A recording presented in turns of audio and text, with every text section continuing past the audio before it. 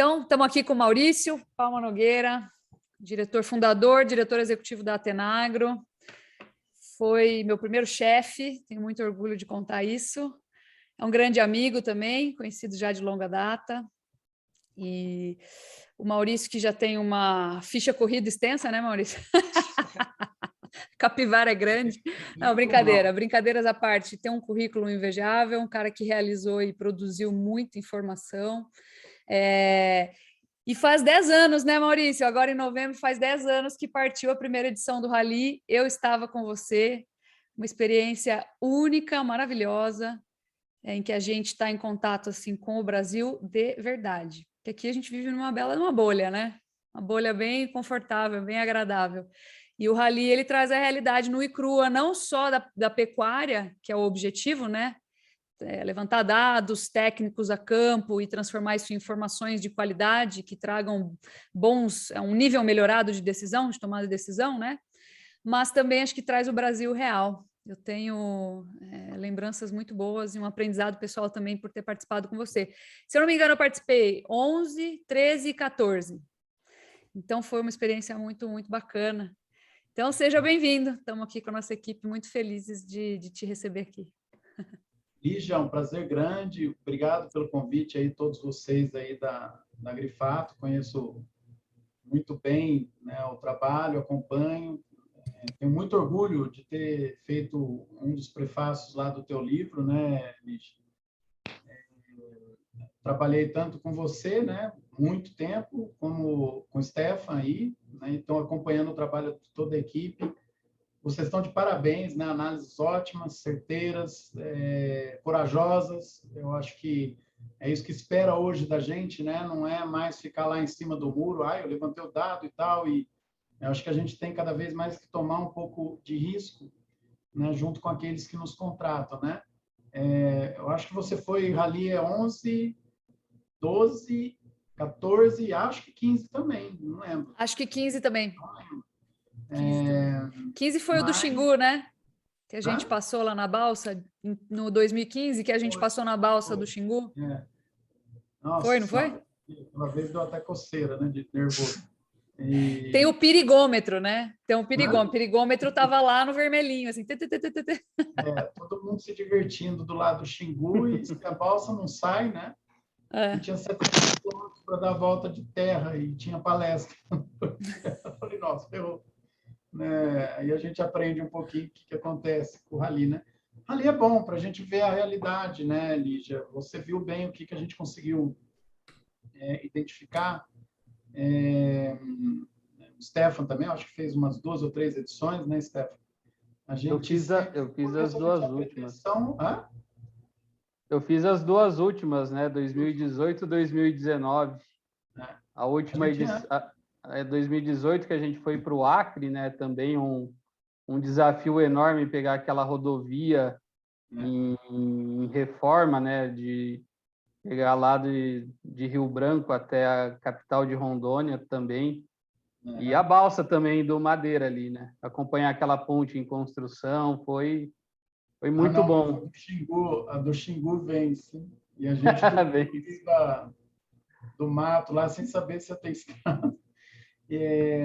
A gente tinha pretensão no começo, a gente achava que ia conseguir diagnosticar a pecuária, conseguir extrapolar os dados, né? Ter uma noção muito melhor para entender rebanho, composição, né? Só que a gente não consegue falar com o produtor mediano, né? Mesmo que a gente entre nas propriedades de forma aleatória, esse produtor que representa a média brasileira, ele não te dá informação, ele não tem condições de te dar informação que ele não tem, né? Sempre eu vou contar um caso, Lígia, que aconteceu acho que em 2011 mesmo, ou 2012, que a gente, a 20 quilômetros de Campo Grande, encontramos um pecuarista com 900 vacas, e não é pequeno, né? Não era pequeno, não é hoje ainda pequeno, e ele não tinha noção do que era inseminação artificial, né? Então, é o perfil ainda que a gente encontra no campo. A maioria dos pecuaristas não tem essa visão moderna de pecuária. Só que a maioria da carne que é vendida vem de fazendas que têm a visão moderna de pecuária. Então, essa grande discussão, grande problema que a gente tem aí para discutir, tanto com o produtor mais mais cético com relação à aplicação de tecnologia, como com os ambientalistas, que não conseguem ver essa diferença, né? Essa realidade da curva de produção, de produtividade, né? Então, a Rally nos responde, pelo menos, o que está acontecendo com a pecuária, para onde ela está indo, né? Qual a tendência, né? Qual vai ser o modelo que vai ficar no mercado. Isso a gente tem conseguido fazer com muita exatidão até. Uhum. O Maurício, aí surgiu já a primeira pergunta, assim, já ajudou a gente, inclusive, a contextualizar. A gente sempre levanta algumas perguntas aqui que a gente vai conversar com o convidado, eu junto com a equipe, né? Nem te mandei o roteiro, porque você mata de letra aí, você tira de letra. Mas a gente falou, cara, foi uma pergunta muito legal, o Iago que mandou, na verdade, né, Iago? Ele falou assim, cara, o que será que foi a mudança mais impactante que o Maurício visualizou no campo aí, nesse rolê, de 2011 para cá, por exemplo? O que você notou de diferença? Contextualiza aí, Iago. Só para contextualizar, Maurício, porque assim, pensando do ponto de vista, quando você pega número e vê análise, o que aconteceu com a pecuária, a gente vê números de produtividade por animal, por hectare, produtividade de peso por animal, a gente conversa e fala muito sobre a chegada do milho safrinha, né? Como o milho safrinha mudou a pecuária brasileira também no sentido de engorda. E com essa premissa, eu fiz essa pergunta, né? O que o Maurício, o que o Rally da Pecuária viu aí que nesses últimos 10 anos mudou realmente o efetivo, que transformou, digamos assim, a pecuária brasileira?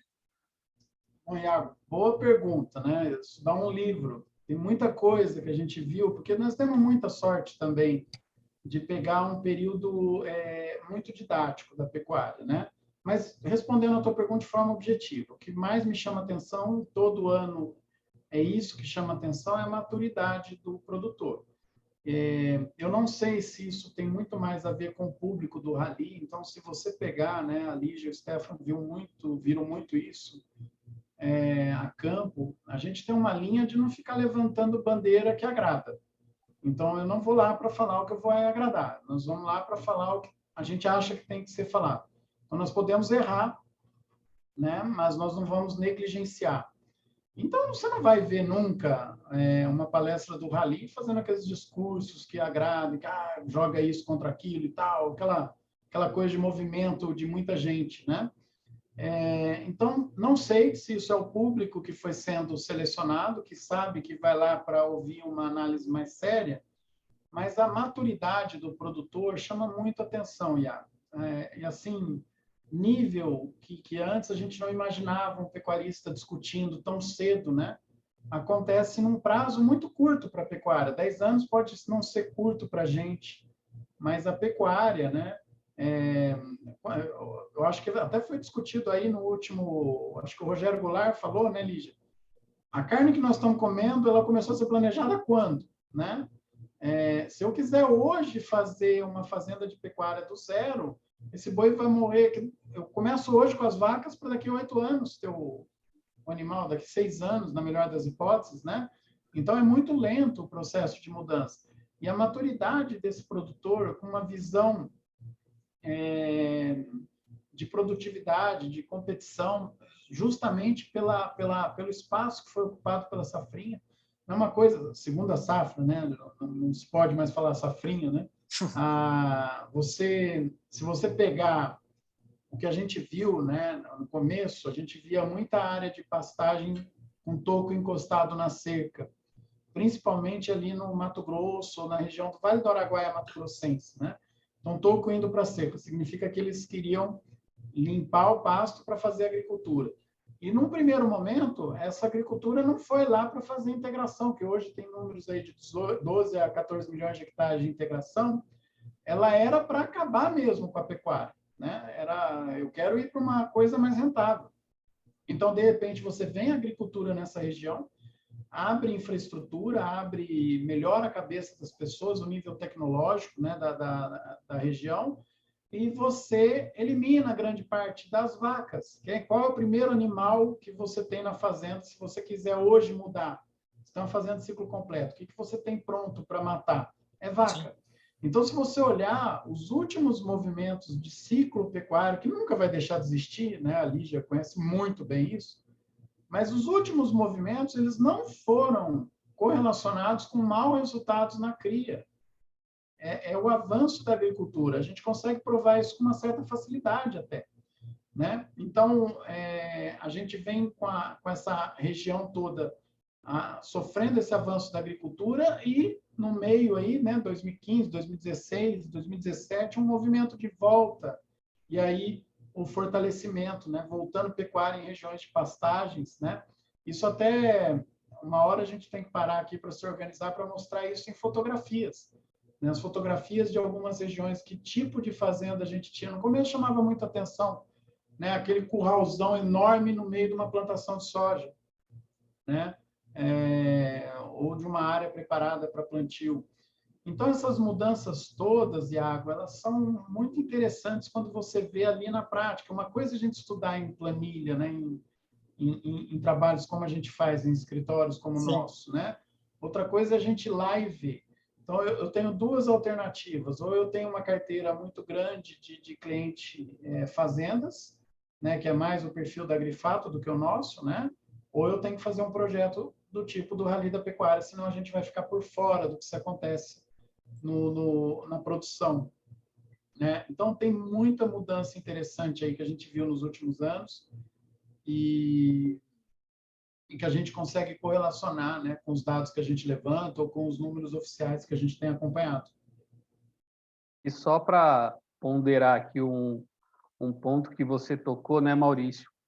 Essa volta da pecuária em integração, uma coisa muito interessante que eu observei no Rally também, acho que foi para mim praticamente uma pós-graduação aí, uma escola muito boa de atualização de como que estava a situação da pecuária como um todo, né? Eu venho de família pecuária e conheci aquela pecuária muito tradicional.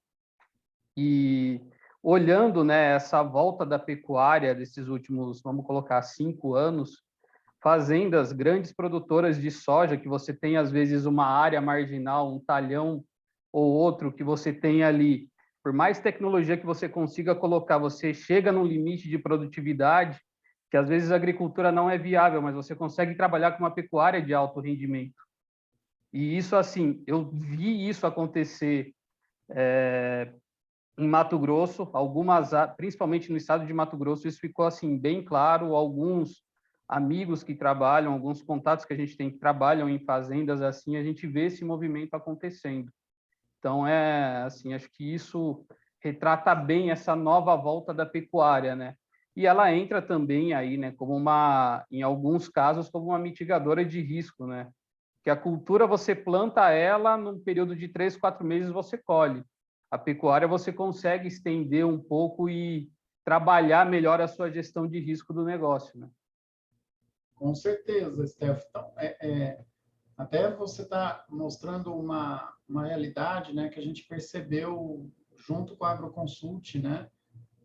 Você tinha aí a frente de plantio de segunda safra, começou a rifar a produtividade da soja, né? Porque você tinha que escolher variedades que se adaptassem para uma frente mais otimizada da fazenda, e também começou a aumentar os custos, né? Você tinha que aumentar a quantidade de aplicação de defensivo na mesma área. Então, é natural que a gente entre com o componente pecuário nas fazendas de agricultura. Eu acho muito raro essas fazendas que vão conseguir fazer as 3 safras, né?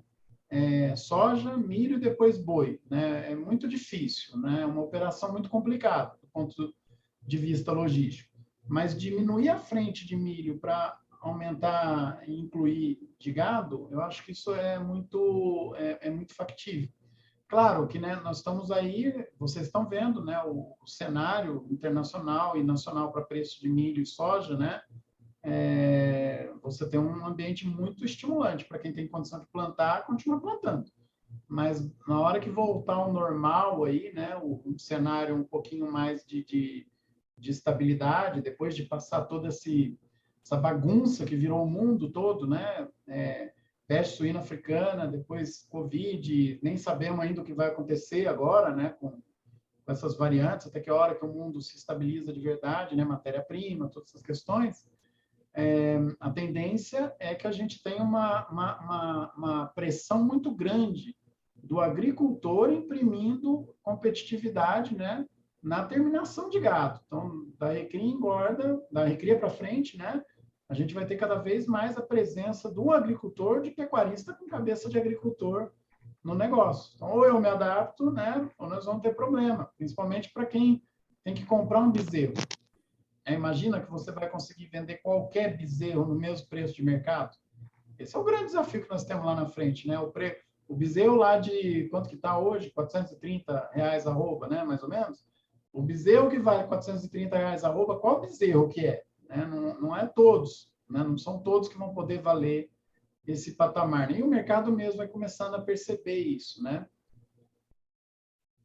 Eu acho que nesse nível, nesse ponto, a gente tem a dificuldade que vai ser, né, Maurício, de fazer a mudança.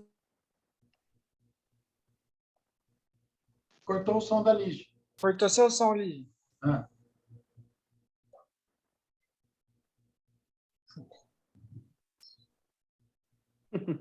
Acontece. E Maurício, tem alguma... Esse ano, né, a gente vendo aí o Rally rodar de forma virtual, tem algum projeto, vamos dizer, ou alguma frente paralela em campo? Como que está sendo conduzido esse trabalho do Rally? Está tendo alguma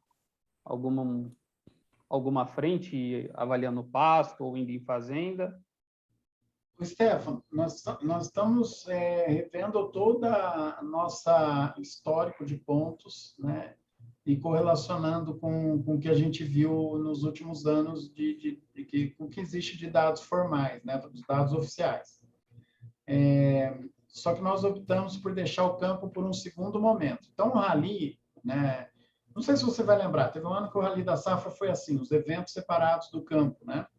O Rally da Pecuária nunca precisou fazer isso, porque a gente não tinha aquela janela que o Rally da Safra tem, né? Tem que ir naquele momento para o campo. Então, a nossa intenção, inclusive, é não parar o Rally da Pecuária, né? Não vai acabar dia 15 de dezembro, embora seja a data do relatório final. Mas nós vamos continuar e vamos a campo com 2 projetos. Um, refazer tudo que a gente sempre faz, né? Analisar os pastos daquela forma. E outro é o que nós estamos chamando de projeto carbono, que é fazer trincheira para avaliar carbono nas fazendas. Esse aí eu ainda preciso de recurso. Se eu não conseguir recurso suficiente, nós não vamos fazer o projeto carbono, mas a visita aos pastos vão ser feitas lá em janeiro, fevereiro, março. Nós vamos pegar o fim do período chuvoso. Então, com isso, né, foi uma exigência do mercado, né, Stefano? A gente foi vender aí as cotas do Rally, a gente tinha interessados que falavam assim, eu só entro se for a campo. Aí outros falavam assim, eu só entro se não for a campo, né? Porque eu tenho o risco de reunir as pessoas, aparecer uma doença lá, um Covid, e aí vocês já viram a histeria que é hoje, né? Tal patrocinador bancou um projeto que reuniu um monte de gente, um pegou lá e aconteceu uma tragédia, né? Então, a gente evitou qualquer coisa que aglomerasse ou que expusesse a equipe ao risco. Né? Optamos pela opção online e a hora que a gente for a campo, nós vamos poder decidir se nós vamos mesclar esse campo com eventos ou se nós vamos só entrar em pastagens de forma aleatória, sem nem adesivar carro, sem nem fazer nenhuma daquelas rotinas que a gente faz. Por que eu acho que essa opção é mais viável, Stefano? Acho que a gente vai conseguir agregar valor com técnicos parceiros, com órgãos oficiais, que nós estamos tentando estabelecer algumas parcerias, né? Eu já me comprometi a entregar toda a base de dados do Rally para a Conab, que está toda hora tentando melhorar, né? Trabalhando cada vez mais qualidade de informação, né? Já entregamos parte dos dados que eles pediram, né? Tudo que eles pediram nós entregamos para o INPE também, para o INPE ter uma base, né? Para começar o trabalho lá quem sabe, né? Recuperar o Terra Class, que era um dos melhores, na minha opinião, o melhor estudo que existe, o melhor projeto para a gente entender o que acontece com as áreas no Brasil. Terra Class. né? Não adianta eu pegar só o desmatamento ou só o que aconteceu com pastagem. Se eu não souber por período o que estava ocupando aquela área, a gente vai ter falha estatística. Então, tem uma metodologia maravilhosa, mas eu deixo de medir algumas coisas. O grande problema da medição por ferramentas de alta definição, como é o caso do satélite, não é o que você mediu. Isso está lá medido, né? Ciência básica, pura, não tem contestação. O problema é o que você não viu, né? Aí eu tenho que ter muito dinheiro para olhar o país todo. Enfim, né, Stefano, só para te responder, a gente está com vontade de dar para o Rally uma cara muito mais colaborativa com o que a gente pode entregar em termos de melhoria de base estatística, né? Nós estamos aí desde 2016 com repetições dos dados. Então, a curva de degradação de pastagem, a gente já sabe qual é, né? A gente tem uma confiança muito grande aqui dentro da Tenagro em relação ao que acontece com os pastos. Mas agora a gente precisa ter um volume que transforme isso em conhecimento científico, né? Com metodologia, com critérios, né? Com publicações, assim por diante. O Maurício, vocês estão me ouvindo agora, né? Sim. O que eu estava falando antes é que aquele bezerro que você está falando, quem que está disposto a pagar esse bezerro? Que tipo de bezerro vai ser esse? É um tipo específico, que é um bezerro mais caro, mas um bezerro que traz uma eficiência produtiva depois maior. Acaba gerando ciclos mais curtos, né? Ocupa um espaço de pastagem menor, consequentemente. E ao mesmo tempo em que a gente fala disso, e todo evento que eu vou agora tem alguém para falar das tendências tecnológicas e tal, e que é maravilhoso, e que o Brasil tem uma oportunidade enorme, mas ninguém traz a tragédia social que tem essa intensificação também. Porque a tecnologia é maravilhosa, mas ela torna a vida de todo mundo mais complexa. Pode ver, quando eu entrei lá na Scott, a gente mandava ainda informativo por fax, que nem a gente até citou aqui semana passada, e não existia o WhatsApp, e a maneira mais rápida de se comunicar era um e-mail. E agora que eu vou sair do podcast, tem 255 mensagens aqui para eu ler, né? Não lidas. Então, assim, ela torna a sua vida mais complexa, porque agora eu estou aqui de manhã, tarde, à noite, de madrugada, respondendo mensagem para dar conta de tudo, né? Então, assim, essa complexidade, ela se torna um desafio gigantesco para o maior contingente numérico de produtores, que são os de baixa produtividade, né? Tem um gráfico do Rally, que é a curva de concentração, número de participação de produtores por produtividade. Aquilo ali, para mim, é uma obra-prima, assim, sobre como mostrar que você acha que você está fazendo um bem para o meio ambiente, para a humanidade, e tem uma tragédia social gigantesca por trás que ninguém cita e ninguém enxerga, na verdade. Porque ninguém sai de São Paulo, do shopping Iguatemi, para ir lá no interior do Pará, né, para Vila Rica, lá no norte do Mato Grosso, para ver o que está acontecendo naquela região, que tem quilômetros e centenas de quilômetros de estado estadual e na terra, com criança que eu fotografei no meio da estrada, inclusive no Rally, tá? Criança de 1 ano e meio, com a mão na terra, barriguda, né? Na estrada de terra, sem esperança, sem ter escola para onde ir. Então tem uma tragédia social gigantesca, que é um dado que você traz e que eu acho, assim, maravilhoso, né? Que é, os menos produtivos, eles geram 20% das arrobas, né? E os 20%, não, desculpa, acho que é mais, né? Desculpa, 11% das arrobas, né? 9% da área do Rally, 9% da amostra do Rally vendeu quase 60% da amostra. Mas isso dentro do Rally, que em teoria não, teoria é mais produtivo.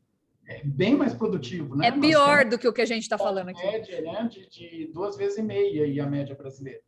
E os dados do IBGE do último censo mostram essa realidade aí em números absolutos, né? Dentro do que você está falando, Lígia, é a hora que a gente arruma briga com a turma lá, né? Do pessoal mais radical do ambientalismo.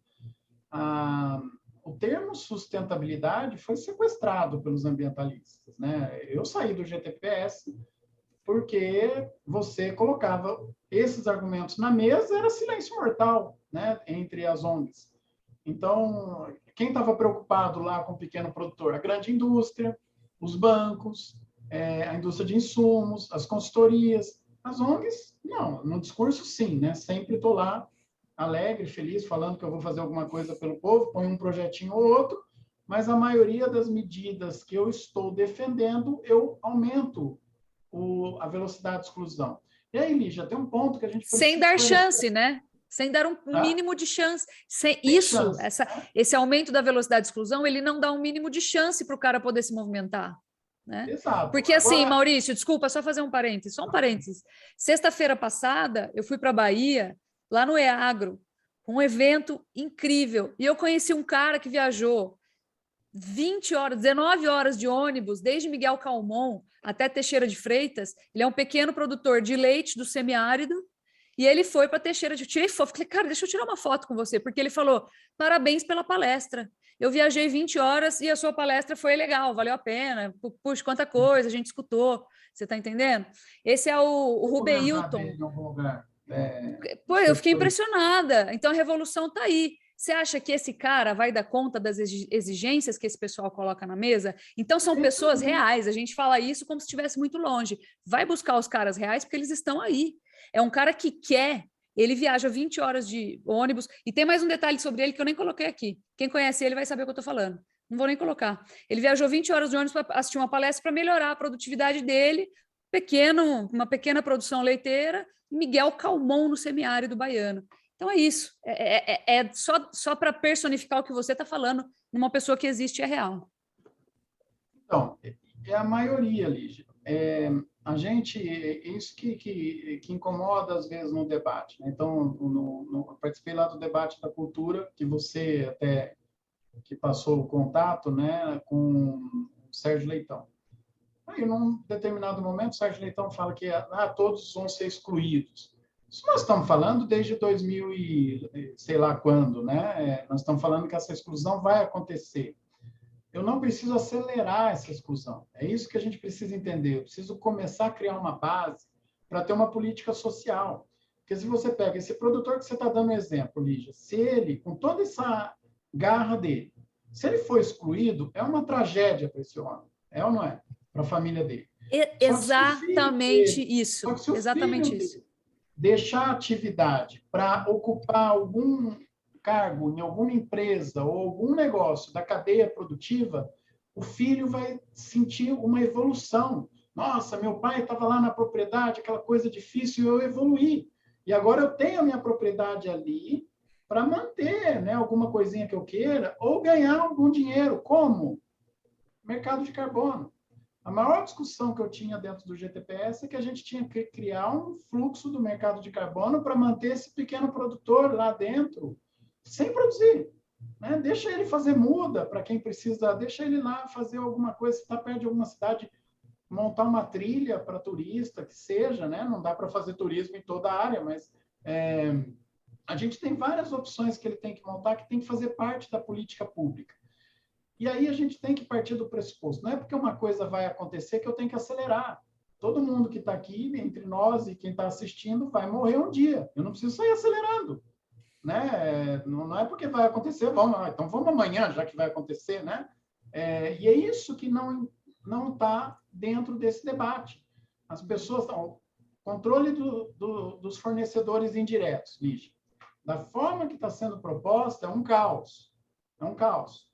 Nós vamos, se você pegar número básico... E não funciona, né? Nós já tivemos uma prova recentemente. Não funciona na prática. Na prática, não funciona. Nós já tivemos a prova recentemente. O pessoal que adora defender, fizeram um trabalho bem interessante, um trabalho bem denso, né? Publicaram na Science. Só que se você ler o trabalho dele com cuidado, ele mesmo chega no final e estima, porque ele não consegue medir de onde vem. Então, ele tem que estimar. Então, eu tenho uma ferramenta que serve para diagnóstico, que é a ferramenta que eles montaram lá para analisar, mas ela não serve para controlar. Se você pegar número básico do IBGE, cada dono de vaca no Brasil vende, em média, 8 animais por ano, Lígia. 8 animais por ano. Você precisa de quantos animais para encher uma carga?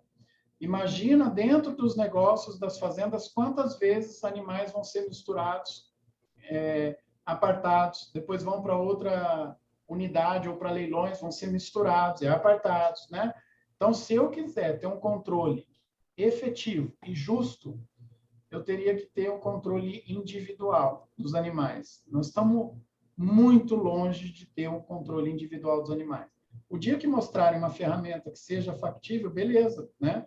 A gente encara. Hoje não existe essa tecnologia. Então, se eu implementar da forma com que está sendo discutido, sem a participação do setor produtivo, nós vamos acelerar a exclusão. E aí, a ironia da conversa toda, né? Esse pessoal que foi excluído, eles não vão sentar e falar, nossa, fomos excluídos, vamos dar um tiro na cabeça dos nossos rebanhos e enterrar na fazenda. Não é assim que vai acontecer. O mercado informal vai ganhar uma força enorme e aí sim eu tenho uma avenida montada para operações ilegais. Então, quando a gente trabalha com sustentabilidade, a gente tem que entender que aquele negócio do tripé, economia, social e ambiental, é essencial. Não adianta eu negligenciar um. Se eu negligenciar um dos pés, vai cair os outros dois. Né? Então, nós estamos hoje discutindo, um monte de gente construindo agendas maravilhosas, né? Currículos pessoais lindos, falando um monte de barbaridade por aí, esquecendo do lado social. Tudo que eles estão recomendando vai piorar. E, aliás, né? Ninguém lembra de quando começou a aumentar o desmatamento no Brasil. Né? Toda a culpa está aí no governo atual. O desmatamento está aumentando desde 2013. A mesma ministra que chegou no menor nível de desmatamento da história é quem inverteu a curva. Então, desmatamento não tem ideologia, não tem cor, né? Não é azul ou vermelho. É um problema da nossa sociedade. E aí, ou eu encaro ele dessa forma, ou eu vou continuar tampando o sol com a peneira nos próximos anos. Né? E, de fato, o problema social é o maior problema que nós temos pela frente aí. E é engraçado que quando você fala da sustentabilidade que tem o fator social, esse fator social ele é desvirtuado, por exemplo, em correlação com o que se apregou na CLT. Mas é muito mais do que isso, porque tem caras que não são CLT, são pequenos produtores independentes e cujas famílias sobrevivem daquilo. Então, dá até para a gente fazer uma conta grosso modo. Você pega lá de 4 milhões de produtores no Brasil, de acordo com o último censo aí de 2017. Você pega que 50 e pouquinhos % tem pecuária também, que o cara às vezes tem um milho, um gado, um leite e abate também, né? Enfim. Aí você bota lá que 2 milhões tem pecuária.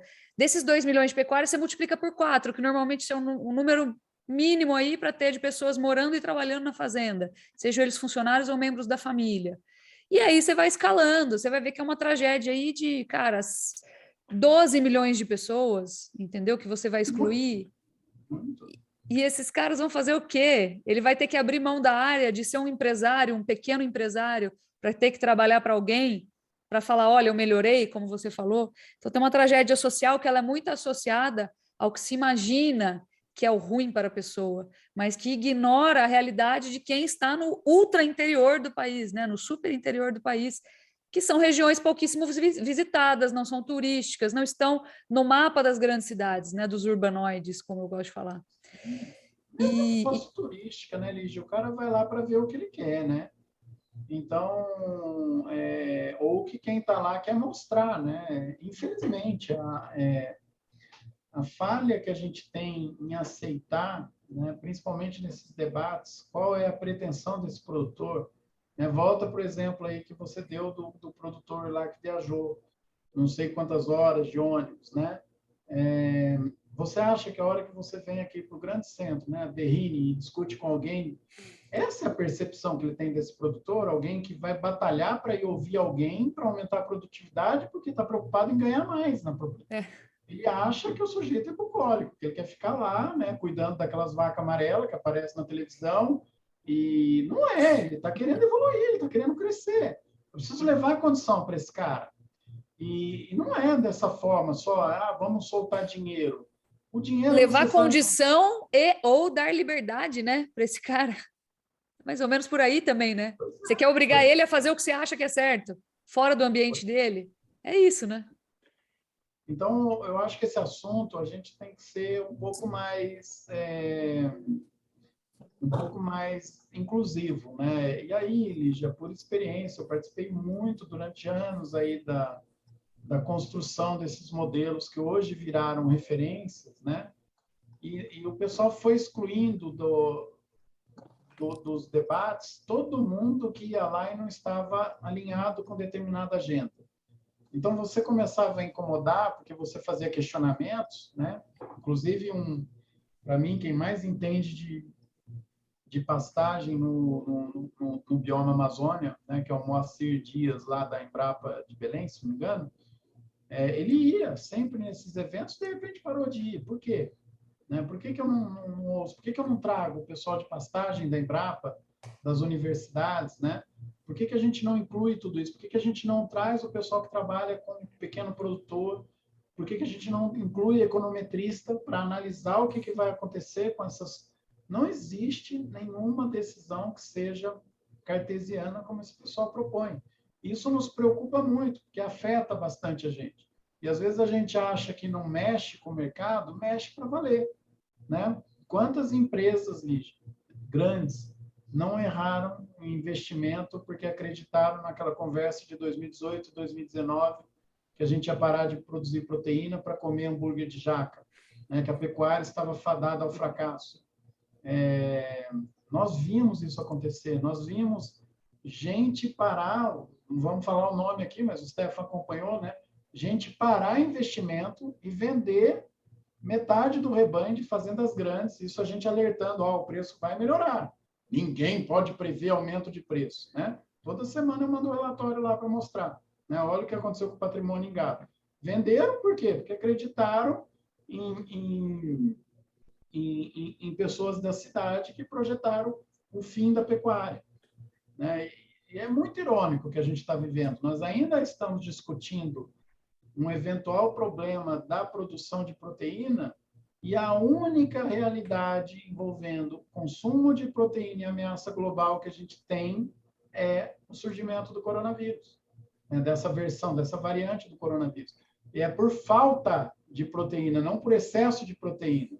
Então, não tem mais explicação para a gente não olhar esse problema de forma holística, de forma multidisciplinar, né? A gente precisa incluir toda a ciência, toda a produção animal, toda a produção de pastagem no debate.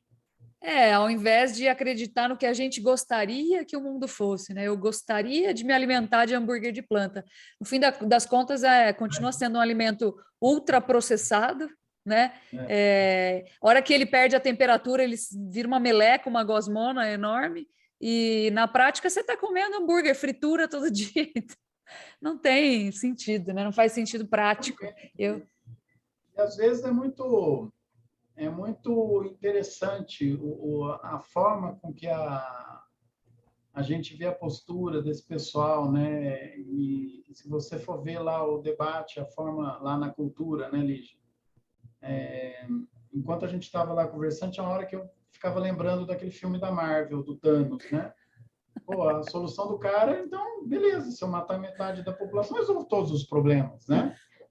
A que custo que nós vamos resolver o problema? Eu acho que você levantou a bola aí, perfeita, né? Eu não posso criar um caos social, eu não posso abandonar um produtor pequeno. E outro, o desafio é tão grande, Lígia, qual é o problema? Como é que você resolveria o problema desse pequeno produtor? Com preço, né? Se a gente vê a proteína, né, o boi voltando a patamares históricos antigos, né? Mas tudo bem, e aí como é que eu faço com o sujeito que está na cidade, que também precisa da carne? Isso vai contra toda...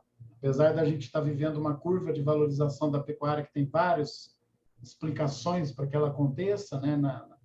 Não em ciclo pecuário, né? Mas multiciclos, né? De 94 para cá, a tendência ao longo dos anos, a hora que a gente equilibrar, é, de novo, a gente ter preços em quedas para commodities, né? Preços reais, né? Então, tudo isso vem da tecnologia. Quer dizer, é muito problemático o que a gente tem pela frente para tratar da forma com que nós estamos tratando.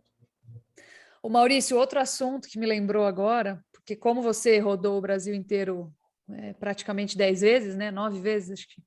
Vou falar que você não rodou aí no último ano. Mas está rodando, na verdade, né? Está levantando aí. Está se discutindo de novo, eu escutei inclusive isso hoje lá em Campinas, né? No IAC. a respeito da vacinação contra a febre aftosa que o pessoal está querendo derrubar. E eu sei que você fez um estudo bem denso sobre isso. E eu queria que você falasse um pouco sobre as suas impressões aí dentro do estudo e dentro do que você entende que traz real benefício para o Brasil, né? De longo prazo. Vou falar assim. Lígia, bom, essa discussão é complicada, porque eu não posso entrar na parte veterinária. O Stefan participou do estudo, ele está disponível, ele é aberto, né? A sociedade participou, né? O Stefan foi o cabeça do estudo, né? Fez praticamente inteiro, né, Stefan? Ele está disponível, que a Sociedade Rural lá do Paraná liberou, né, para download, e não tem benefício, Lígia. Qual que é a grande discussão que se faz? Se a gente tirar a vacinação, a gente chegaria a mercados de maior valor agregado, né? Só que esses mercados de maior valor agregado, eles buscam um tipo de carne que o Brasil não é exportador, o Brasil é importador dessa carne. A carne gourmet brasileira, a gente importa. Então, mesmo que a gente aumente, se você pegar todos os frigoríficos, né, os grandes, até o Minerva, que antes não se preocupava nisso, já tem linha gourmet. Né? Antes não era muito o perfil do Minerva. Marfrig sempre trabalhou, JBS vem pesado, os frigoríficos aí medianos, todos têm linha gourmet. Então, a gente aumentou a produção de carne de qualidade, de qualidade organoléptica, né, gourmet, e mesmo assim a gente continua importando. Quer dizer, o brasileiro gosta de carne. Isso é bom, né? A gente gosta de carne de maior qualidade. Então, eu tirando a vacina, eu não vou acessar esses mercados, porque a gente continua não tendo produto, né? E aumenta o risco aqui dentro. E aí a gente fez várias comparações. Uma delas era na suinocultura do Paraná e Santa Catarina, comparando o acesso a mercados que exigem ou não, né, produtos sem vacina. A suinocultura paranaense, vacinando, era mais eficiente que a catarinense, que não vacinava para atingir os mercados que supostamente não aceitam carne do lugar que foi vacinado, né? Na mesma época, o Uruguai fez acordo com o Japão, vacinando, vendendo carne para o Japão, porque tem a genética que o Japão quer. Enfim, Lígia, essa é uma questão. Então, primeiro, não acreditamos que a gente vai acessar mais mercado, né? Segundo, por mais que a gente tenha aí um controle, um monitoramento, né, da sorologia no Brasil, a gente precisa entender que tipo de fazenda que é visitada para fazer sorologia. Será que quem vai nessas fazendas não está tendo o mesmo problema que a gente tem no Rally, de sempre conseguir uma amostra acima da média? E eu estou concluindo que a sorologia como é que fala? Está me dizendo que o vírus não circula. E aí, se a gente olhar o plano nacional, né, que é feito lá pelo Ministério, que é um ótimo plano, se você for olhar, o plano é extremamente rigoroso, né? Não sei se você já chegou a ler. E ele tem uma diretriz que eu acho fantástica. O controle da aftosa, se aparecer o vírus, e isso que eles falam, um dia vai ter um vírus, né? Um dia vai ter um foco, de novo. E o controle depende não da densidade da distribuição do número de cabeças do rebanho, mas sim do número de produtores. E aí volta na questão da sorologia. Nós temos um número muito grande de produtores com rebanho muito pequeno. E um número muito pequeno de produtores dentro do todo, vamos 20, 80, né? Uma dispersão muito grande. Uma dispersão muito grande, né? Dentro dos pecuaristas, das fazendas, dos cadastros, tem 80% do rebanho, segundo o censo de 2017. Então, se eu tiver aftose em algum lugar, não me interessa se o cara que teve aftose é um dono de 5 vacas, né? Eu vou afetar toda a região. Então, eu acho que é um risco muito grande que a gente corre, né? A gente ainda depende aí da capacidade tanto da indústria como dos técnicos em acelerar a consciência do produtor em manter a sanidade do rebanho. Isso, aparentemente, é o grande senão que a gente levantou nesse estudo em 2019, que parece que não está acontecendo. Aparentemente, o produtor está se conscientizando, Lígia. Então, a piora de outros componentes da sanidade do animal parece que não está acontecendo. Isso é bom. Talvez explicado até pelo momento que a gente está vivendo no mercado de muita valorização, né? Então, o pessoal começa a tratar melhor. Enfim, eu tenho muito receio da gente implementar essa fase do plano sem que algumas etapas do plano tenham sido cumpridas, né? A principal delas é a gente ter absoluta conscientização do produtor que tem que controlar melhor a sanidade do rebanho, né? Nós fizemos isso no Brasil. Eu acredito que se a gente pegar em porcentagem de donos de gado, não. Se a gente pegar em porcentagem de boi, vaca que viram carne, sim, né? Mas aí volta naquela questão da estrutura fundiária, da quantidade de produtores. É o mesmo raciocínio da exclusão que você levantou aí. E nós temos problemas não identificados pelas respectivas defesas nas fronteiras, Maurício, a gente sabe disso. Nós recebemos aqui uma denúncia esse ano, gravíssima, sobre animais que estavam chegando da Bolívia de maneira irrestrita, por conta do descompasso entre os preços que a gente tem aqui e tem lá. Então, lá estava muito mais barato, atravessa a fronteira, inclusive junto com folha de coca, que os imigrantes bolivianos, por exemplo, usam muito, mascam aquilo, como a gente faz o mate, não tem nada a ver com tráfico, mas coisas atravessando a fronteira sem que as respectivas defesas tivessem conseguido identificar. Inclusive, isso vem em linha com uma crise fiscal dramática que a gente tem, que acarreta menos recursos, inclusive para as defesas sanitárias. Então, assim, vem crise econômica, vem crise fiscal, né? A gente está falando aí agora de estourar teto de gastos, por exemplo, sobra menos recursos para várias coisas, entre elas defesa sanitária, entre elas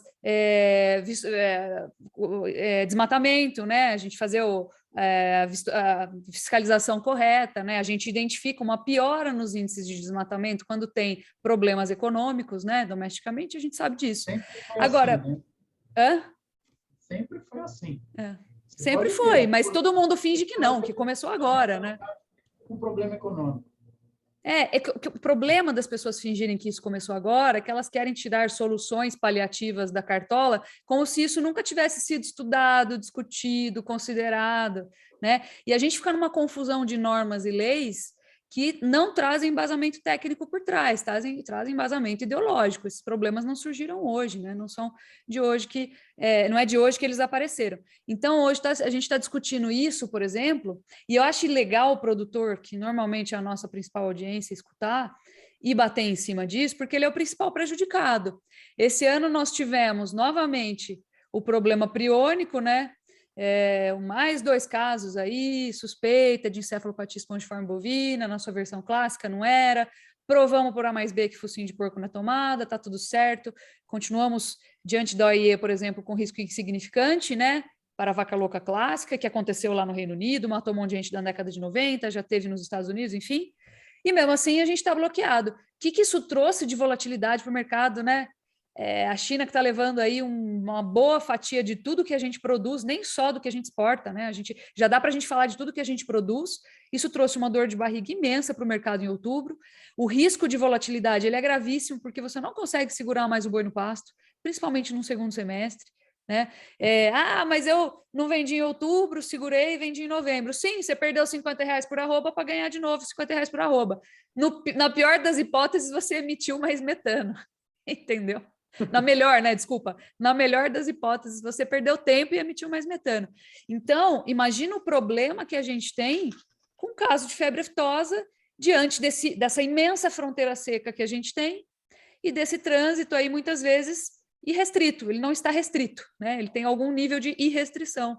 E a dor de barriga que isso pode trazer para o produtor, sendo que a gente tem visto o maior potencial de mercado exportador nos mercados emergentes, que ainda tem muito da população rural para migrar para os centros urbanos, né? E o que isso traz de potencial? Porque a Europa, por exemplo, que paga muito bem, só tem reduzido o consumo per capita de carne bovina.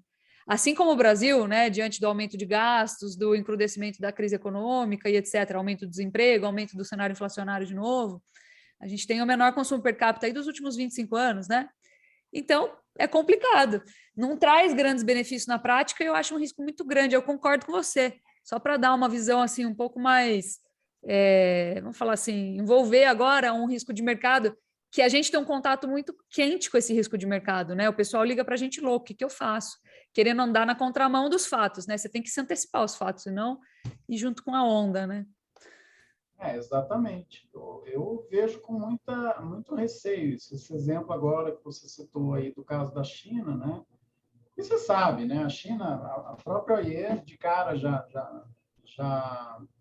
manteve o status do Brasil, né? A gente sabe que o problema com a China é o que é o mesmo com a aftosa, né? Que é de ordem, como é que chamava? Barreiras não tarifárias, né? Eu quero dar um jeito de punir e negociar. A China se posicionou provavelmente em estoque, está castigando o Brasil aí para reduzir preço. Vamos ver o que acontece agora, né? No caso da aftosa, a gente entraria em muito mais mercado, é uma coisa muito mais problemática do ponto de vista de reestruturação dos mercados. Então, a gente perderia muito, né, Lígia?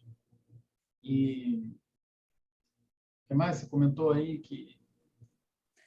O risco que traz, a dor de barriga. Imagina que o cara comprou a reposição lá no meio do ano passado, ele está vindo com caixa interessante, o boi variou acima dos custos, pelo menos até agosto, né? Se você fizer a conta aí dos 18 meses, e de repente ele é obrigado a vender em outubro, porque era quando estava programado para o boi ser abatido, e não tem saída, não tem o que fazer. Se ele não vendeu em outubro, vendeu em novembro, no final de novembro, deu no mesmo. Ou seja, ele perdeu em diária, a diária está cara, né? Custos dolarizados subiram muito, custos nutricionais, a própria reposição de curto prazo de giro veio muito cara, né? Toda vez, o Rogério falou isso semana passada, toda vez que o boi sobe, ele traz consigo um grande problema, que é a gente repor depois e continuar fazendo a mesma coisa daqui para frente, né? Então é isso.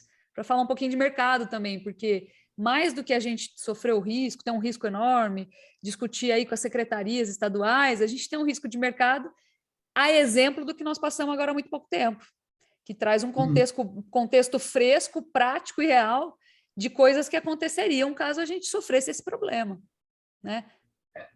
Sanidade, Lígia, junto com macroeconomia, é o maior risco que a gente tem nos próximos anos. Então, a gente tem um estudo que a gente fez aqui para o Sindifrigo, para a Acrimate e para a Famato.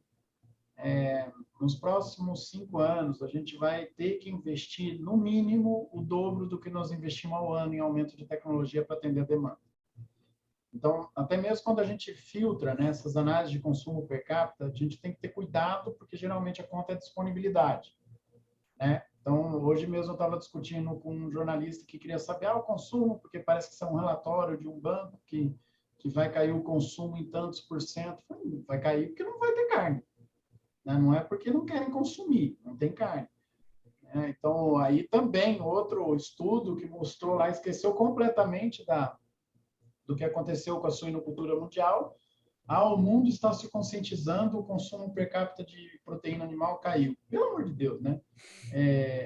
Então, a gente precisa ter cuidado, né, com o que está acontecendo com o mercado nesse momento, para a gente não perder. Porque aí, Lígia, se eu não respondo, aí eu perco mesmo. Aí depois eu não consigo. Então, qual é o padrão brasileiro? Comer 40 quilos, né? Se a gente conseguir considerar mercado informal e o consumo nas fazendas. No formal, 34, 35, né? 37, não lembro. Para eu manter isso, a gente tem que continuar produzindo. Se a gente deixa cair, né? Se a gente perde, o consumidor acaba substituindo. De certa forma, é o que se espera acontecer na China. Deus queira, né? Que aquele consumo de carne de porco, aí eu vou falar porco mesmo, sei que os zootecnistas ficam bravos, mas é aquele porco de lavagem, né? Que foi exterminado com a peste suína africana, ele está sendo substituído por uma carne suína que vai chegar no supermercado ou no mercadinho dele lá, congelada. Ele precisa se adaptar a trocar a carne fresca por uma congelada. E nisso você tem espaço para aumentar principalmente o consumo de frango, né? Que o chinês não é muito do frango. E o frango é barato, chegou congelado igual, né? Ele, vou experimentar, acaba gostando, carne bovina. Então, você vai aumentando espaços para isso, né? Então, a gente precisa ter cuidado para entender, né?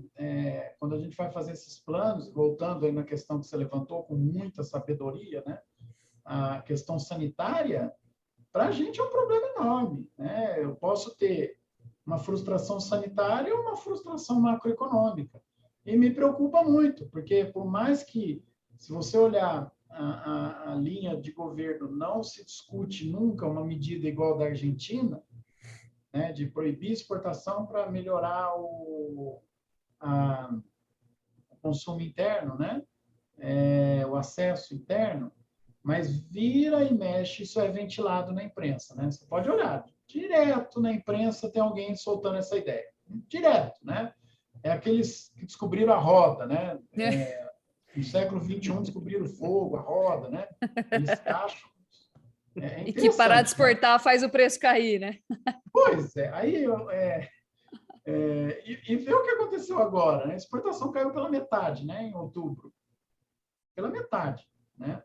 E o que mudou para o consumidor, Lígia, em termos de preço? Nada. Nada. O pessoal fica surpreso, mas por que não? Porque o frigorífico não bateu, meu filho, né? O boi ficou em pé no campo, no confinamento do outro lá, ele não vai ser abatido se eu não tiver perspectiva de lucro, né? Então, às vezes, o pessoal não consegue entender que o bovino tem uma característica fantástica para o mercado interno. Se a gente exportar mais, não necessariamente eu estou tirando carne do mercado interno, eu posso estar agregando, aumentando a quantidade de carne no mercado interno. Porque o perfil de exportação da carne brasileira, se você somar tudo, né, ela é muito mais dianteiro, mais miúdos do que traseiro. E o brasileiro gosta do traseiro, né? Então, é uma característica que a gente tem que aprender a explicar para os economistas da área urbana, né? Para que esse tipo de ideia maluca não saia. Então, tanto a sanidade, Lígia, acho que é um risco muito grande para a gente nos próximos anos, como essas questões macroeconômicas, né? Num ambiente inflacionário, né? Para a gente ter uma decisão dessas aí, dependendo do governo que entre aí o ano que vem, é um perigo, né? É isso aí. Muito bom. Já vamos dar uma... Fala aí. Coloco aí, né, que isso às vezes até soa como uma limitação cognitiva, né, para não falar outro termo, que é o que a gente está vivendo agora, né? Outros países restringindo exportações de diversos produtos e a gente tem aí o choque global das cadeias. É uma questão básica, né? Ou é hipocrisia ou é alguma outra coisa aí que é só olhar um pouquinho fora da caixa que você percebe o que está acontecendo. Levando para a questão filosófica, acho que tem muito a ver com o que o Maurício falou, é uma epidemia de informações, né? E aí você acredita no que te agrada mais, a gente precisa agradar as massas e ninguém discute mais o técnico, né? Às vezes as coisas não são tão simples, também não são muito complicadas, mas precisa de um pouquinho mínimo assim de teoria econômica para você saber que se o cara vai ser penalizado hoje no preço, amanhã ele não produz mais. E aí o produto escasseia, né? Quando o produto escasseia, o preço sobe. É o mínimo da teoria econômica que as pessoas desconhecem, o mínimo mesmo, assim, é um lampejo de teoria econômica que as pessoas desconhecem e acham que a grande solução está aí, né? Vamos parar de exportar e manter o ouro aqui no nosso país, esse nacionalismo burro, né? Vamos falar assim. E eu falo isso porque eu gravo lá uma vez por mês a coluna para a Forbes, e sempre a Forbes ela tem um outro público, né? Ele é um público bem diferente do nosso. Então, é um grande desafio a gente se comunicar com esse público. E sempre vem uma orelha lá embaixo e escreve, né? Estamos mandando ouro, por isso que o brasileiro não come mais carne. Cara, é isso, né? Sempre tem, e não adianta nem conversar, né? Economia não entra no pacote do negacionismo, né? Você pode negar a vontade. Não. Ele fica de fora do tripé da sustentabilidade, né? Técnico, você pode negar tudo, né? Agora, o deles, não. O negacionismo é muito seletivo, né? E o tripé da sustentabilidade, ele relativiza o social, relativiza o econômico e relativiza o ambiental, né? Exato. o tripé da sustentabilidade, ele relativiza tudo, o social, o econômico e o ambiental, é tudo relativo. O econômico é o que der menos lucro, mas ainda deixar o cara sobreviver. O social é o que conversa com a CLT, e o ambiental é tudo que você puder replantar sem fazer os preços subirem, você replanta. É assim, né? Mas, Lígia, ó, a culpa é nossa, viu? A culpa é nossa. A gente sempre tratou com desdém esse assunto. Sempre. Então, quando a gente ia nos fóruns, aí você via quem que é o pessoal da empresa que está aqui discutindo sustentabilidade. Era aquele que estava lá para ter uma pasta de sustentabilidade na empresa. Não tinha peso decisório. Né? Então, nós nunca tratamos com seriedade esse assunto. Aí agora, né, chicote no lombo, né? O que nós vamos fazer? Então, agora nós temos que trabalhar muito para incluir. A gente fala aqui, né, tudo uma conversa informal, né, mas a gente tem que ter cuidado, né? Quando vai discutir com esse pessoal, nós temos que ter paciência, não adianta ficar bravo com eles, né? A maioria vem para o setor com uma dose de preconceito cavalar, Lígia. Em 2012, eu fiz um trabalho, que hoje eu estava discutindo esse trabalho, né? Você estava junto quando a gente fez aquele trabalho para Rio Mais 20? Você lembra? Lembro. Um trabalho. Aí, no dia que foi apresentar, tinha um cara lá que ele apertava, ele falava, não é possível que a pecuária vai responder, que a pecuária não é um mal, né? Que ela não vai sair desmatando. Aí eu ia explicando, com calma, e ele, ele não se conformava. Eu falei, cara, você já voltou nas mesmas perguntas umas 3 vezes. Você acha que eu vou mudar a resposta? Né? A resposta é a mesma, meu filho. Aí vem agora, 10 anos depois, gente. Esse cara está num cargo, né? Aí vem perguntar, com esse negócio do, como é que fala, da China pedindo boi com 30 meses, agora então nós não vamos mais abater aquela carcaça pesada, nós vamos diminuir a carcaça e vamos avançar sobre a Amazônia. Eu falei, não, tem o preço do bezerro. Se o cara bater o boi com 16 arroba, ele não compra bezerro, né? Ele não vai conseguir, ele tem que... Aí a mesma coisa, né? Então não adianta, tem gente que vem com uma crença, ele quer dar um jeito que você justifique a crença dele, ele não aceita. E não adianta, não sei como fazer com isso, né? É só educação, é só informação, é muita conversa, muita paciência, né? Não adianta ficar bravo. Não é por mal que ele faz isso, ele faz porque ele não consegue ver que aquilo não tem sentido, que ele está falando, né? Ele quer acreditar naquilo, né? Ele quer ter uma... Como é que fala? Ele quer ter um motivo para punir um sistema de produção porque ele acha que é inviável, mas ele não tem como provar. Então, ele vai buscar encher o saco de quem tem alguma informação. É porque ele acredita antes de analisar, né? É a crença antes da análise, tem que ser o contrário. Primeiro eu analiso, depois eu chego às conclusões. E as pessoas hoje em dia invertem. Hoje em dia tem um pacote, né, Maurício? O pacote, ele não. Então, tem várias coisinhas dentro desse pacote. E também tem o pacote, ele sim. Tem várias coisinhas nesse pacote. Você está entendendo? E não pode ser assim, né, gente? Você tem que ter o meio termo. Tem coisas que sim, tem coisas que não, né? O estudo, a ciência também ela se altera, se amadurece, é mutável, né? E descobre coisas novas ao longo do tempo. Está aí Malthus, que não deixa a gente mentir, porque ele conta a história do nosso setor, né? Nós estamos tudo vivo, entendeu? Está todo mundo vivo aqui e o número de miseráveis proporcionais à população, a taxa de miseráveis no mundo nunca foi tão baixa. Então é isso.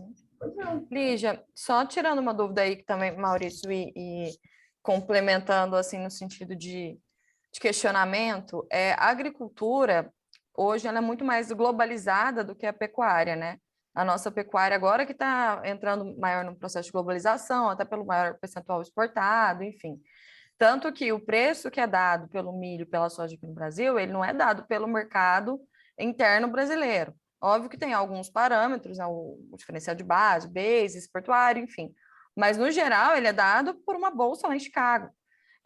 Então, pensando no maior, assim, pensando agora, trazendo um pouco essa realidade do mercado agrícola para o pecuário, né? Eu acredito que muito esse fator global da agricultura tem influenciado até no perfil do produtor lá, dele pensar em ser mais eficiente, dele pensar em ser mais tecnológico, enfim. Você acha que com uma maior globalização da pecuária, com um maior aumento do percentual de carne exportado e aí a gente vai pensar em mais competitividade global também com outros players, enfim, vai influenciar também no perfil do produtor brasileiro? Laura, boa pergunta, mas eu não acho que é por aí. A questão do milho, soja, café, né, tem uma precificação internacional, é por causa da facilidade de padrão de commodity, né? No caso de carne, então, você pega, não só carne, leite, carne de frango, que em teoria poderia ser mais fácil também, a gente tem essa dificuldade. A gente tem processo de produção, sistemas e a classificação que vai ser dada nos frigoríficos, né? Então, você tem uma dificuldade maior. Se pegar lá nos Estados Unidos, a carne, como ela é comercializada, né, é um padrão que não dá para exportar para outros lugares. Quem poderia usar? Talvez Austrália, Irlanda, né? Aí a gente não tem esse padrão de mercado internacional, né? Se for ver o leite, não sei se já mudou isso, mas eu lembro que há uns anos atrás, o único mercado futuro funcional que existia para leite para leite, né? Era o queijo parmegiano reggiano lá na Itália. Então, você também não tem o mundo todo, né? Algo que você consiga padronizar, porque que é um problema também, né, Maurício? Muita interferência de governos, né, na formação do preço do leite. A forma que ela chega no consumidor, ela não é comoditizada, né? Então, eu acho que esse é o grande problema. Agora, nós vamos nos referenciar pelo mercado internacional? Eu acredito que sim. Se você for ver o Brasil, o tanto que a gente tem de possibilidade de exportar carne, eu não duvido da gente fechar essa década com a produção invertida. A gente exportar mais do que fica aqui. Eu não duvido. Né? Outro dia eu joguei isso numa conversa, me chamaram de louco. Mas se você pegar a curva dos últimos anos e onde nós estamos hoje, nosso gargalo, de novo, volta para a questão que a Lígia levantou. Né? Na mão de quem que estão as vacas para a gente responder com velocidade a essa demanda, né? Então, é muito difícil mobilizar pequenos produtores. Mas a chance da gente terminar o ano invertido, a década invertida, é grande. E aí nós vamos ter muito mais uma referência de mercado internacional determinando como que se é produzido aqui dentro. Lembrando talvez não uma bolsa, né, precificando diretamente. Talvez não uma bolsa precificando diretamente, mas uma maior influência. Eu posso estar errado, nunca parei para analisar isso, talvez até vocês tenham mais informação que eu, mas eu não vejo o mercado hoje de carne bovina funcionando tão cedo, né, como é a determinação de preço lá em Chicago para os grãos aqui no Brasil, por exemplo. Né? Não consigo ver isso hoje. É mais difícil porque a resposta da pecuária é de prazo mais longo, entendeu? Então, você tem dificuldade de fazer o preço futuro formar o atual, porque, gente, vamos combinar que tem gente que faz ciclo completo em quantos anos? Então, você não consegue ter essa previsibilidade. O aumento do tempo aí de cobertura, por exemplo, ele acaba incorrendo em baixa liquidez, né? Então, fica difícil. Aumento do custo de formação de preço de opções. Então, vai ficando difícil, né? A pecuária, ela tem uma outra dinâmica, entendeu? E essa questão da velocidade que a Lígia comentou também, né, Laura? A agricultura, né, é igual o confinamento, né? Meses. Só que o confinamento eu tenho toda a base ainda para ser formada. A agricultura é uma semente, né? Então, não é que é mais fácil, é mais rápido, né? Mais então, dinâmico, né? Muito mais, né? Muito mais dinâmico. Você se referencia no mercado internacional, toma sua decisão e aquilo que foi projetado no futuro acontece. Não porque o pessoal tem bola de cristal, porque nós trabalhamos para ir naquele sentido que o mercado sinalizou, né? Acho isso fantástico do ponto de vista. Agora, vai dizer que isso não puxa a pecuária, né? Vai puxando a pecuária junto, né? Eu acho, a gente estuda os sistemas de produção que podem aparecer no Brasil, que ainda estão aí, como é que fala? Bem no princípio, né? São fantásticos as combinações, né? Tem um erro que a gente comete, que não vou nem falar, que eu já vi que ali nós estamos estourando o tempo aqui, né, Lígia? Mas a integração lavoura e pecuária, nem tudo que nós estamos falando na verdade, um modelo de integração. E nem por isso é ruim. né? Só que é uma combinação entre duas atividades, né? Mas o que seria integração mesmo? Agricultura, né? 3 anos, sei lá, qual o modelo, depois pecuária, vai rodando, né? Agora, você tem modelos hoje que viabilizam a pecuária junto com uma fazenda e você usa a safrinha na área da agricultura, planta rusziense, um monte de coisa que eu não poderia chamar de integração, mas é integração, né? Não deixa de ser. Então, os modelos que nós vamos ter no Brasil, em termos de possibilidades, e aí, né, volta numa discussão que a gente entrou 2, 3 anos atrás, e a Lígia estava do meu lado, né? O pessoal lembra? Castigava a gente que o consumo de hambúrguer vegetal ia arrebentar a pecuária. Não. O que é disruptivo é a nossa capacidade de produzir carne bovina no ambiente tropical. Isso sim é disruptivo. O negócio de juntar um monte de produto e fazer um hambúrguer ruim, com gosto de bolinho de arroz, isso não é disruptivo, pelo amor de Deus. Não compete, né? Não compete. Agora, a tecnologia de fazer carne por célula, aí sim. Aí a gente briga. Se eles conseguirem baixar o custo disso e tornar uma coisa tragável... Né, Lígia? Então, estamos tranquilos também, né? Nós ainda somos muito mais baratos, geramos muito mais emprego, né? Hã? Nós ainda somos muito mais baratos e ainda geramos muito mais empregos. Quero ver chegar lá com essa competitividade, né? E nós não podemos afinar, né? A gente, quando faz trabalhos aí de projeções, é raro, né? A pesquisa brasileira, as consultorias brasileiras que entendem do ambiente tropical, no mundo todo de divulgação de informações, é muito raro o conhecimento que a gente tem. Então, a gente apanha muito nessas projeções de que carne bovina é proibitiva. A carne bovina é mais cara que a suína, que a de frango, que a de peixe. Isso sempre vai ser. Mas falar que ela é proibitiva porque a gente tem a capacidade de analisar o histórico de um ambiente tropical, não é. E a pecuária brasileira buscando produtividade, ela é recente, ela tem 10 anos. Né? Que é o que eu te falei, que eu falei para você lá no começo, lá. A coincidência do período do rally, né? A felicidade de começar o rally num período em que começa uma fase muito nova da pecuária brasileira. Isso eu achei fantástico, do ponto de vista de desenhar uma curva de tendência para a gente, é fantástico, né? Exatamente, e é engraçado porque vem aí um outro problema que me vem em mente, assim, né? Faz de conta que agora a gente conseguiu a tecnologia para fazer carne de laboratório. Esse assunto que é super tecnológico, filosófico, futurista e ao mesmo tempo incomoda, né? Vamos fazer. Quem que está investindo nessa tecnologia hoje? Bill Gates, né? A JBS deu uma piscada agora. Bill Gates também comprou uma mega fazenda nos Estados Unidos.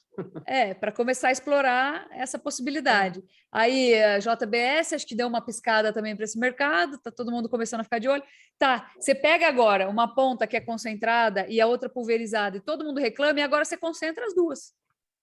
E às vezes verticaliza na mesma pessoa, na mesma figura. E aí você vai ver quem que vai pagar o pato desse troço aí. Tá? Quando você não tiver uma ponta pulverizada que traz competitividade e oferta, e nível de oferta diferente por região, que acaba autorregulando preços através da dinâmica do diferencial de base, e você vai ver quem que vai comer carne bovina no Brasil ou no mundo dentro de um ambiente em que poucas pessoas controlam aquela produção. Tá? Aí vocês olham para a indústria do petróleo e têm uma ideia aí do que vai acontecer. Viajei, fui lá para os Jetsons agora e voltei. Tá? Mas é animador. Tem muita coisa aí para a gente fazer. Não é? Se fosse fácil, não ia ser tão divertido. Né? Meio copo cheio, né? É bom porque é difícil, né? Pois é. Agora, muita coisa. Tem muito trabalho bonito, inovador para ser feito, né? Esse pessoal que investe nessas técnicas, eu sempre vi com bons olhos, né? O cara conseguir fazer um produto que imita um hambúrguer. Isso aí, às vezes, a gente discute com... Você deu o exemplo do JBS, ou pega o caso do Marfrig, do Madeiro, né, que começou a negociar, comercializar. Lígia, é uma imposição do consumidor. O consumidor, o investidor quer um produto, ou diz que quer um produto feito de jaca, eu tenho que vender. Porque se eu não vender, outro vai vender. Eu tenho que vender, né? Então, ótimo, né? Vamos. No caso do Madeiro, imagina, você tem uma família, 4 pessoas. Um é vegano. Você não pode ir no Madeiro com a família, né? Porque não tem o que comer. Se tiver um hambúrguer vegano, dá para ir. Aí você vendeu 3 hambúrguer de carne normal, né? Padrão gorila, né? Porque é tudo enorme do Madeiro, né? E um sem graça lá para alguém que queria. Ainda vai ficar sentindo o cheiro do hambúrguer gostoso, vai acabar querendo, no fim, né? Então, eu não vejo assim, essa inovação, ou mesmo as indústrias entrando, como um problema. Eu acho que o maior problema desse debate sempre é a mentira. Então, é a pessoa casar com a propaganda do produto dela uma coisa que não é verdade. Isso, aí eu acho um dos pecados capitais. Aí, né, isso a gente tem que combater com veemência, né? Agora, o produto é bem-vindo, a tecnologia é bem-vinda, né? Tem espaço para todo mundo. Não vejo a hora de alguém criar o camarão, eu sou alérgico, né? Porque aí eu vou poder comer um camarão sem morrer. Mas agora só foram para carne bovina, né? Então, o problema é você querer comer a jaca lá e querer... O quê? Desculpa? Esses negócios a gente não tem que ficar incomodado, isso faz parte, né? Agora, a gente tem que estar lá para discutir, para explicar, né, como são as coisas, né, para não deixar o povo acreditar em mentira, né, bicho? Muita mentira sendo divulgada. Aí é ruim, né? Você vai criar um impacto muito grande, negativo, vai impactar um pequeno produtor, né? É que para impulsionar esse mercado, né, Maurício? Para impulsionar esse mercado, eles colocam a pecha na pecuária. Desmatadora, escravizadora de mão de obra, monoculturista, e você já sabe, aquecimento global, agora é a novidade a emissão de metano, vamos mudar as matrizes energéticas, é isso, eu sou legal, eu sou bonzinho, então eu como hambúrguer de jaca, entendeu? Ao invés de dar emprego para 17 milhões de pessoas por baixo, né? Pois é. Isso. Agora, Lígia, para sair do nosso setor, vamos falar de matriz energética. Por que nós estamos no Brasil aceitando falar de carro elétrico? O problema está resolvido desde a década de 70 no Brasil, e aí agora não, vamos para... Se você pegar a matriz energética do mundo, não tem sentido nenhum você ter carro elétrico. Nenhum. Né? Ainda mais no Brasil, que o etanol produz por área muito mais álcool do que o milho. Agora, nós temos como tirar álcool de milho, né? Para que falar em carro elétrico se eu posso falar na combustão por etanol? Né? Não tem sentido. Então, enfim... Fora que aquele troço lá não faz barulho, você vai atravessar a rua capaz de morrer atropelado. Hã? Fora que aquele negócio não faz barulho, você vai atravessar a rua, não escuta, capaz que seja atropelado. Dá um medo a hora que passa perto, você fala, rapaz... Deus me livre, eu gosto de carro Ele não avisa que está vindo, né? Eu sei que você gosta de coisa barulhenta. O Maurício tem uma moto que ele não pode sair do prédio de manhã, senão acorda todos os vizinhos. Eu tive que levar empurrando até a esquina para não ser expulso. É bom que já faz a academia do dia, né? A musculação do dia. E como, hein? Ainda mais agora, morando em Perdiz, o negócio tá feio aqui. Lá é pesado, lá é pesado. Ai, muito bom. Vou encerrar. Queria agradecer. Daqui a pouco vai dar 2 horas de papo, gente. Nossa. Vocês deixam eu falar, dançam, né? Nada, é papo bom. Desculpa, Queria te agradecer por queria te agradecer por ter topado, e tem pouca gente que sabe. Acho que só você sabe, minha mãe sabe. Quando eu abri a Agrifato, o Maurício me deu um conselho. Ele falou: não coloque o seu nome na empresa, porque vai que ela vale alguma coisa um dia, fica mais fácil de você vender. Bom, estou aqui até hoje, mas para dar um nome para a empresa, né, dela, nome independente, tinha que ter um CNPJ, ou seja, o que veio primeiro, o ovo ou a galinha, né? Eu tenho o CNPJ e registro a marca, ou registro a marca e tenho o CNPJ, enfim. E aí o Maurício me emprestou o CNPJ da empresa dele, na época que era Bigma, para eu abrir a Agrifato. Então, tá aqui, Maurício, um pedacinho da nossa história. Esse ano nós completamos 10 anos e você ajuda a contar essa história. Então, pela amizade, pela confiança, pelos conselhos. E somos uma criança de 10 anos, mas já estamos fazendo um marcozinho aí. Então, obrigada pelo seu pedacinho na nossa história. Lígia. Obrigado pelo reconhecimento. É uma honra ouvir isso. E E acho que não dava para negar o potencial que você tinha, que tem, né? Que mostrou, está correto, né? A pessoa que chegou lá querendo começar uma empresa com a coragem, com a idade que você tinha na época, né? Novinha ainda, imagina 10 anos atrás, né? Imagina o tanto de cagada, né? Imagina o tanto de cagada, né, que aconteceu aí no meio do caminho. Nada, tudo ótimo. E eu tenho muito orgulho disso, viu? Muito obrigado por lembrar. É uma boa lembrança. Obrigadão, viu, gente? Ô, Maurício, e quando tiver rally aí rodando, chama a gente para ajudar a estourar uns pneus aí na estrada. Nossa, o Stefan foi campeão de dar prejuízo. Nunca... Stefan, eu também já estourei. Pelo amor de... Aliás, eu acho que é um mal da grifato, né? Ô, Maurício, eu sou boa de volante, tá? Se você quiser tentar uma terceira pessoa para ver se dá sorte. Eu estourei o pneu, fiquei com tanta vergonha que na hora que nós voltamos para o hotel, eu fui para a borracharia e troquei sozinha, sem contar para ele. Cheguei e falei, Maurício, estourou, mas já consertei. Não, pelo amor de Deus, isso aí acontece. Não, o Stefan era um por equipe, ia um pneu inteiro. Foi 3 numa edição. Foi seguindo o Alan. Eu segui o Alan, louco, naquelas estradas de terra. Só via poeira, eu ia seguindo a poeira, assim, entendeu? Não era... E o Maurício, se ele soubesse, matava, né? Porque não pode acontecer nada no rally. Como nunca aconteceu, né, Maurício? Só pneu. Teve um carro que resolveu deitar de cabeça para baixo. Mas foi aquela tombadinha, né? Dá tempo até de você abrir a porta, assim? Barranco. Não, uma preocupação que a gente sempre tem, né? Porque é muito arriscado a estrada, né? Mas a gente trabalha com muita regra de segurança hoje, né? Não sei se você chegou a pegar, Lígia, as edições com rádio no carro, né? Hoje peguei a última que eu fiz tinha rádio. E eu lembro, antes do rádio, Maurício, você falava, a gente não pode chegar antes de tal horário. Quem chegar depois vai ter que responder. Então, tem que respeitar. Pode chegar depois. Não, nem depois, nem antes. Nem muito antes para correr, lembra? Tinha uns que... é para fazer 7, 10 pontos por dia, fazia e saia correndo para o hotel, né? Não. Se acabou antes, continua fazendo, né? Faz 14, 15, 18. Né? É isso aí. É divertido. Eu vou escrever um livro.